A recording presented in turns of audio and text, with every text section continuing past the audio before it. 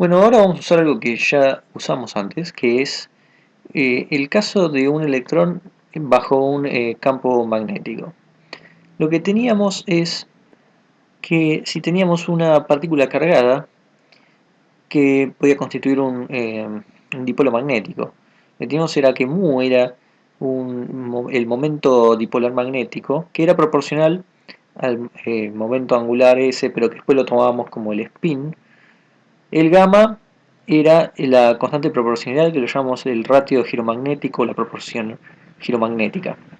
Cuando este dipolo magnético se ponía bajo un campo magnético B, entonces eh, hacía que haya un torque que venía dado por el producto vectorial, pero lo que importa es la energía que venía dada por el hamiltoniano menos mu por B, y luego tomando mu como gamma S obteníamos el hamiltoniano para este caso. Entonces eso lo vamos a usar ahora imaginando un electrón con carga menos E con masa m, y supongamos que está en reposo en el origen en presencia de un campo magnético cuya magnitud es B0, y si bien la magnitud es constante, lo que vamos a decir es que se va moviendo en forma de un cono con el tiempo, de modo que la fórmula en función del tiempo del campo magnético queda de esta forma. Una representación gráfica de lo que estamos hablando es algo así. El B va a ir girando en forma de cono, si tomamos en cuenta el vector, ¿no? Que va girando de esta forma. Tenemos omega como la frecuencia, o mejor dicho, la velocidad angular constante. Y bueno, además, tomando el campo magnético de esta forma, podemos obtener con la fórmula del Hamiltoniano para un electrón bajo este campo magnético, queda de esta forma, o sea, primero tenemos la fórmula ya para el B, el S, que vamos a tomarlo como el spin, y para eso hay que recordar las matrices de Pauli, que acá ya las tenemos. Las matrices de Pauli son estas que están acá, porque con las constantes tenemos Sx, Sy y Sz, que va a representar el S. Y luego tenemos la proporción giromagnética como menos E sobre M. Juntando todo lo que dijimos, que podemos expresarlo de esta forma, como por un lado el seno de alfa coseno omega t, pero multiplicando por el sigma x, sigma y sigma z, tomándolo entonces como si fuera un vector. Y sumando obtenemos esta, podemos llegar a esta matriz con esta constante afuera que es h barra omega 1, 2, con omega 1 son las constantes e, b, 0 y m. Uno puede obtener los autovalores o los autospinors, vamos a decir. Vamos a llamar a uno chi más. Este va a ser igual a coseno de alfa sobre 2 e a la i omega t seno de alfa sobre 2, y el otro va a ser chi menos de t e a la menos i omega t seno de alfa 2, y ahora bajo menos coseno alfa sobre 2.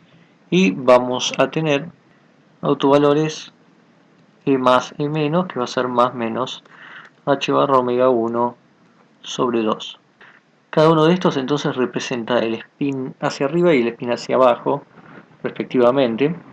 Podemos hacer el chequeo, por ejemplo, si hacemos la multiplicación de la matriz con uno de ellos, vamos a ver, por ejemplo, acá tenemos coseno de alfa por coseno de alfa sobre 2 más seno de alfa seno de alfa sobre 2. Esto por esto va a quedar esto. Y ahora el de abajo es e a la i omega t seno de alfa por coseno de alfa sobre 2 menos e a la i omega t coseno de alfa seno de alfa sobre 2. De abajo se puede sacar e a la i omega t de factor común para que quede seno de alfa coseno alfa sobre 2 menos coseno de alfa seno de alfa sobre 2. Y bueno, para el resto solo alcanza con utilizar la propiedad trigonométrica. Coseno de x menos y es coseno de x coseno de y más seno de x seno de y, tomando alfa sobre 2 como y, alfa como x. Entonces vamos a tener acá alfa menos alfa sobre 2, que es alfa sobre 2, o sea que el coseno de alfa sobre 2 va a ser coseno de alfa coseno de alfa, o sea que esto va a ser igual a coseno de alfa sobre 2, y lo mismo ocurrirá tomando la otra propiedad que es con un menos es con un más, acá es con un más y acá es con un menos, y así obtenemos el autovector en este caso, pero el otro también, hay que hacer la cuenta y va a dar. Supongamos que el electrón comienza con un spin hacia arriba sobre B0, vamos a tomar así. Chi en 0 es coseno de alfa sobre 2, seno de alfa sobre 2. Esa sería la condición inicial. Este lo hemos tomado como spin hacia arriba, tomando t igual a 0, tenemos coseno de alfa sobre 2, seno de alfa sobre 2. Uno puede ver que este chi de t que tenemos es solución de la ecuación de Schrödinger. Si uno toma de esta forma, el chi, derivando por IH barra, va a ser igual a hx es esta matriz que teníamos. Uno no voy a hacer la cuenta es larga, pero si uno se da cuenta llega a que este chi de t es solución de la ecuación de Schrödinger y por lo tanto nos da la evolución del electrón, del spin. Y está escrito en función de lambda, que es una constante que depende de omega, omega 1 y el coseno de alfa. Considerando que dependen de coseno de alfa sobre 2 e a la menos i omega t sobre 2 y seno de alfa sobre 2 e a la i omega t sobre 2, uno puede escribir el chi de t en función de chi más y chi menos, una combinación lineal. Chi de t va a quedar como coseno de lambda t sobre 2 menos i omega 1 menos omega coseno de alfa, todo sobre lambda, seno de lambda t sobre 2 e a la menos i omega t sobre 2, justamente por chi más de t. Y luego va a estar la parte que dependa de chi menos, va a ser i omega lambda seno de alfa seno de lambda t sobre 2 e a la más i omega t sobre 2 chi menos de t. Entonces, ¿por qué escribimos en función de chi más y chi menos? Bueno, porque entonces ahora tenemos chi de t en función de la base de spin hacia arriba y spin hacia abajo. De modo que si calculamos el producto interno entre chi de t y por ejemplo chi menos de t, módulo al cuadrado, nos va a dar la probabilidad de transición hacia el spin hacia abajo. Porque esto nos está dando de alguna forma como la proyección en la dirección del spin hacia abajo, de chi menos, y por lo tanto tiene que ver con la probabilidad de que esté en spin hacia abajo. Entonces, como ya lo tenemos separado por partes, tenemos un coeficiente que depende, bueno, del seno de alfa, de lambda, de omega, pero lo que importa es que hay que tomar el módulo, que eso va a hacer que se vayan algunas cosas, y elevarlo al cuadrado. Eso va a ser igual a omega lambda seno de alfa seno de lambda t sobre 2 todo al cuadrado. El teorema adiabático nos decía que si una partícula que inicia en un enésimo autoestado de un Hamiltoniano HI, que llamamos HI, entonces va a ser llevado al autoestado, al mismo autoestado en HF. Nosotros teníamos un psi n que era para HI Entonces, si luego el hamiltoniano cambiaba lentamente, vamos a tener el autoestado Cn, pero para Hf.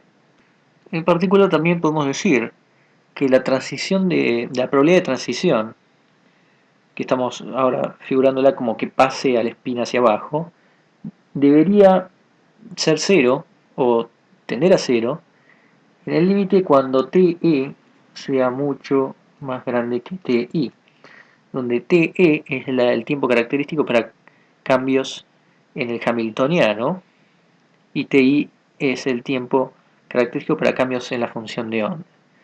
Es decir, que los tiempos en el hamiltoniano, que son muy grandes, estamos tomando cambios que se hacen despacio, y TE va a venir dado como 1 sobre omega.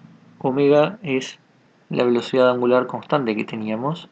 Eso es lo que influye directamente sobre los cambios en el hamiltoniano. Mientras que los tiempos internos, digamos, que tienen que ver con la función de onda, tienen que ver con h barra sobre e más menos e menos, que esto es 1 sobre omega 1.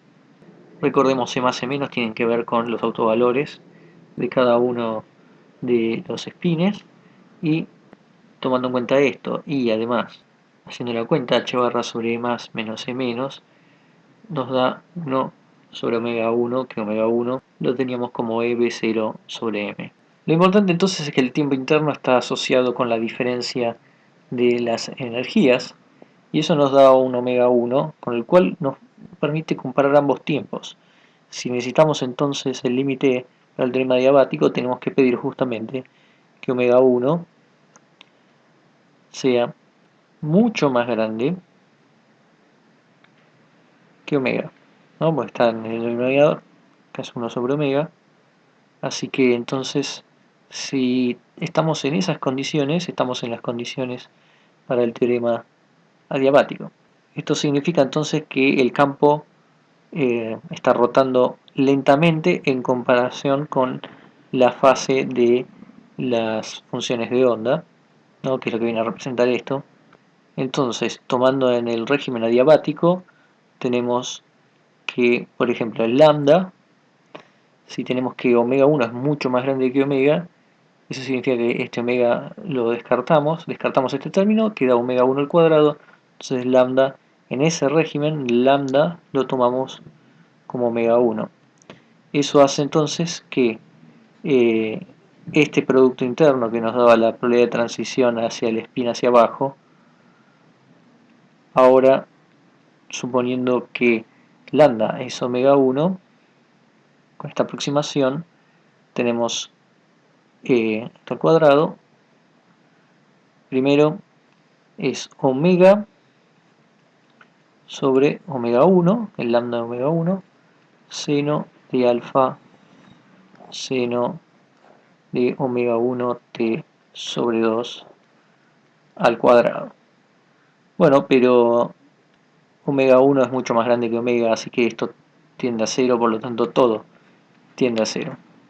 Entonces, como esperábamos, para el régimen adiabático la probabilidad de transición tiende a 0, ya que estamos cambiando el hamiltoniano de forma mucho más lenta de lo que cambia la fase de la función de onda. El tiempo externo es mucho más largo o más grande que el tiempo interno.